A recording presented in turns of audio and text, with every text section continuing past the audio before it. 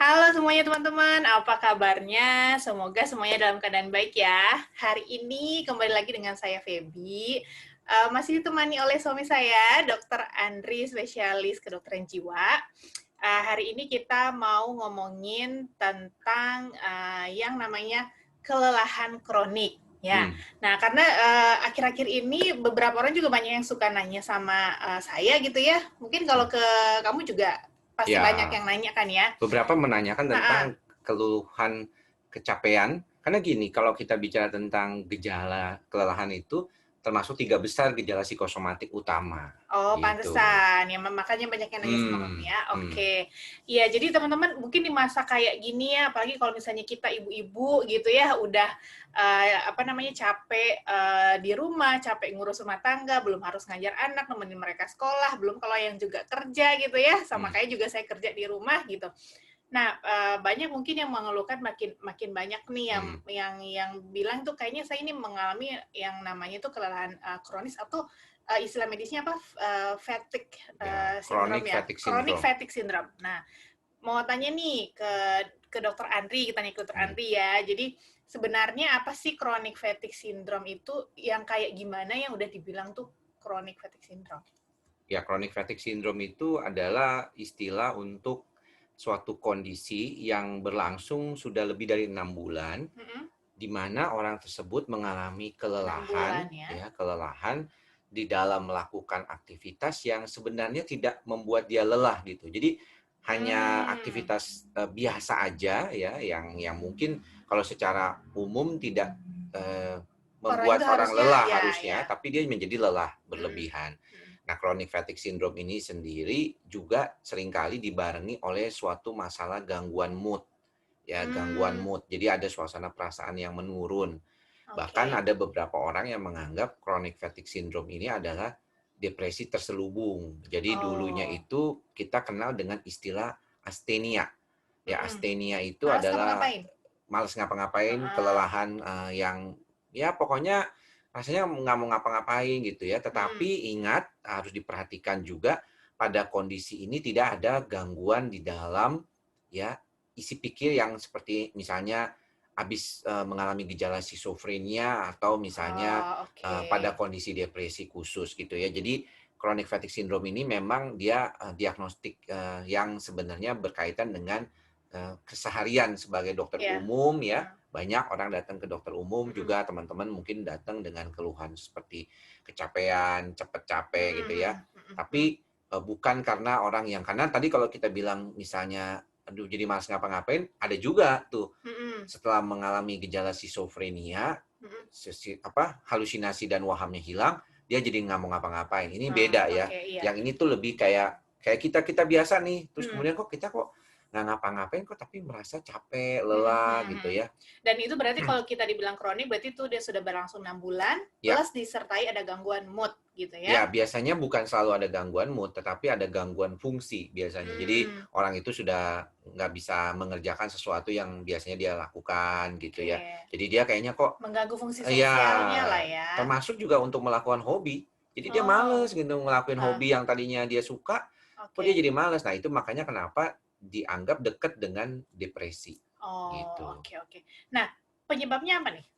Penyebabnya itu sebenarnya banyak ya. Mhm, Pertama, mungkin memang tidak fit.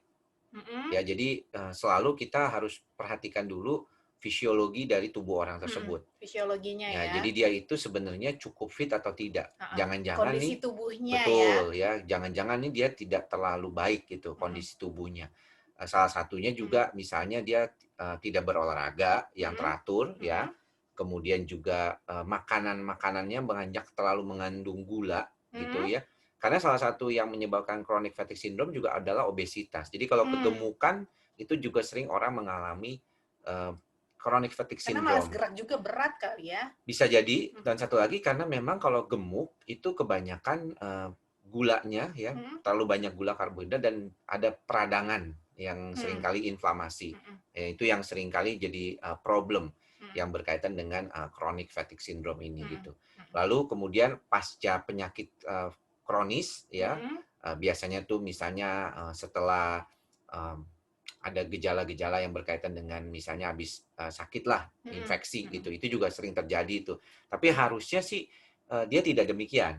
Ya, mhm. jadi walaupun kita lihat biasanya tuh di bawah 6 bulan lah. Kayak Mhm, misalnya habis sakit tipes, kayak gitu, habis mhm, sakit demam mhm, berdarah, paling juga 1 mingguan. mhm, Nah, kalau mhm. dia berlanjut terus, nah ini harus dilihat. Tapi ada yang dimulai dari setelah habis orang itu mengalami gangguan Eee, fisik Fisik dulu, kayak ya. gitu. Itu yang penting. Dan satu lagi ya gangguan tidur ya, gangguan tidur Mmm. itu juga salah satu yang paling penting. Lalu cemas, itu juga sering kali mengalami masalah. Oh, maksudnya kalau orang yang dengan gangguan tidur itu cenderung bisa mengakibatkan dia mengalami Chronic chronic fatigue fatigue syndrome, syndrome dan oke. juga karena cemas. Ya, cemas juga bisa. Jadi orang yang mengalami gangguan kecemasan Mhm, itu gejalanya adalah kelelahan kronis tuh salah satu gejala yang sering kali diungkapkan oleh mmm. pasien-pasien yang mengalami kecemasan. Oke, oke, oke.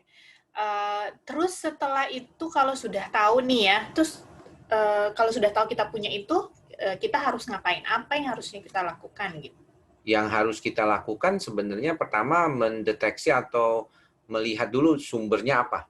Mmm, Nah, jadi pola hidup itu penting ya, pola hidup mhm, sehat itu penting, mhm, terdiri dari tidur yang cukup 6 mhm, 7 jam mhm, sehari, kemudian makanan yang bergizi dengan, mhm, pola yang baik dan mhm, juga, jenis makanannya ya. Jadi jangan mhm. terlalu banyak makan karbohidrat, Gula tapi ya? protein dan, lemaknya tuh kurang ya. Jadi Mhm, kalau bisa proteinnya lebih tinggi lah sekarang 50 gitu mhm, ya, mhm, lemaknya sekitaran 30 atau, lemaknya 20, karbohidrat 30, tapi jangan lebih dari 30% kalau karbohidrat saat ini.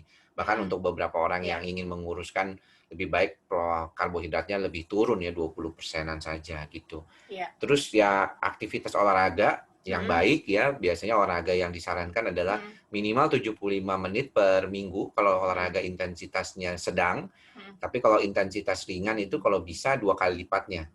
Ya, Mmm, kalau misalnya cuma jalan kaki atau cuman kayak, ya lari-lari kecil gitu ya, itu mhm. sebenarnya sebaiknya 150 menit per minggu. 150 menit per minggu, Ya, ya. jadi sekali olahraga 30 menit 5 hari dalam 1 minggu, Mhm, gitu. mhm. Kemudian ya tadi, yang penting juga asupan, ya asupan suplementasi Nutrisi mungkin, ya? nutrisi Mhm, juga penting ya. Kalau ada beberapa orang tuh cara masak, itu mhm. juga salah satu yang menghancurkan suplemen di dalam vitamin ataupun mineral yang ada di dalam makanan Maksudnya tersebut. menghancurkan nutrisi dan vitamin dan mineral Nutrisinya, ya? iya, Iya. jadi tambahan vitamin dan mineral dari satu makanan itu Mhm, hilang gitu karena cara masak yang salah, kayak mmm, gitu. Makanya kenapa ada yang tanya, "Apa saya butuh suplemen?"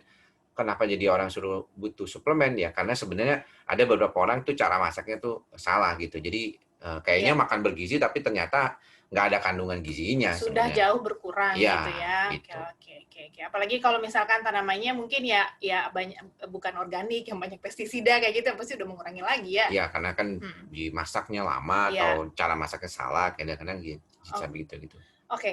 Terus, terakhir nih, kalau misalnya orang yang dengan kelelahan gitu kan banyak yang misalkan suka minum kayak minuman berenergi Hmm, yang kayak gitu, hmm. itu gimana tuh? Bisa nggak? Sebenarnya stimulan yang paling umum yang Mhm, diminum orang adalah kopi kan. kopi.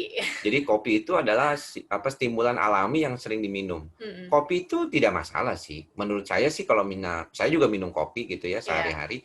Dan kalau kita bicara tentang kopi, nggak masalah. Kita mhm, bisa minum kopi gitu ya. mhm, Tapi buat beberapa orang tidak disarankan. Misalnya mhm, contoh orang-orang yang mengalami gangguan kecemasan. Biasanya tuh mhm, mereka tidak disarankan minum kopi karena kopi itu bisa menimbulkan reaksi cemas, satu. mhm. Kemudian orang-orang yang punya Berdebar-debar kali masalah ya? berdebar-debar Kayak ya. saya nggak bisa minum kopi. Saya nggak bisa Nah, berdebar-debar kalau misalnya minum kopi. yang kedua itu gangguan lambung. Nah, Heeh, banyak kan teman-teman yang nonton video kita ini juga banyak yang mengalami mhm, gejala GERD, yang heeh, psikosomatik gitu yang mhm, lambung, itu sebaiknya tidak minum kopi gitu oke, kan.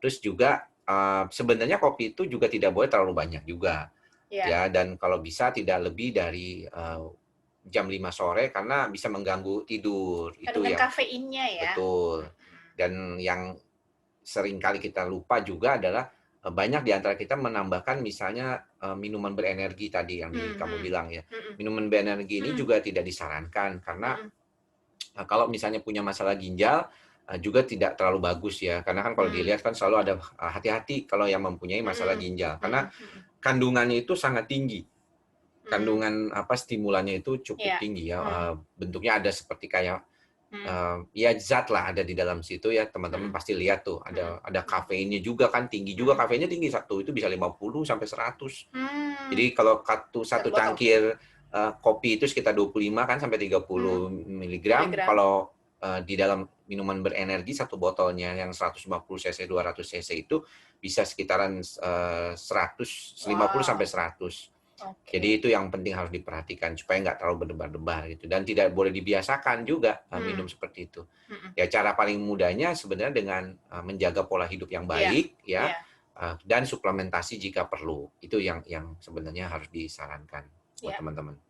Oke, teman-teman. Jadi hari ini kita belajar sesuatu ya untuk teman-teman yang mempunyai masalah tadi merasa kok sering cepet capek, capek terus apalagi sampai mengganggu fungsi Ya, sosial harus kita cek dulu ya masalah fisik tubuhnya apa mhm gitu. mhm, Jangan-jangan kita udah kelebihan berat badan atau memang ada masalah yang lain. Yang pasti caranya kembali lagi nomor satu pola hidup harus sehat ya, pola olahraga, mmm, aktivitas, kemudian pola makan ya dan bisa menambahkan suplementasi yang memang bisa memberikan nutrisi untuk tubuh gitu, bukan hanya sekedar stimulan aja. ya, Ya, mungkin nanti besok-besok di video saya akan saya bahas mengenai suplemen yang bisa membantu teman-teman untuk masalah ini ya, yang mempunyai masalah dengan stamina atau kelelahan. ya, Ya, oke, itu aja dari kita berdua untuk hari ini ya. ya. Yang lagi. Oke, terima kasih teman-teman untuk Thank hari you ini. Have a semuanya. great day. Bye-bye. Jangan lupa klik like, subscribe. Kamu bisa share juga kalau video ini bermanfaat. Oke, Thank bye-bye. you.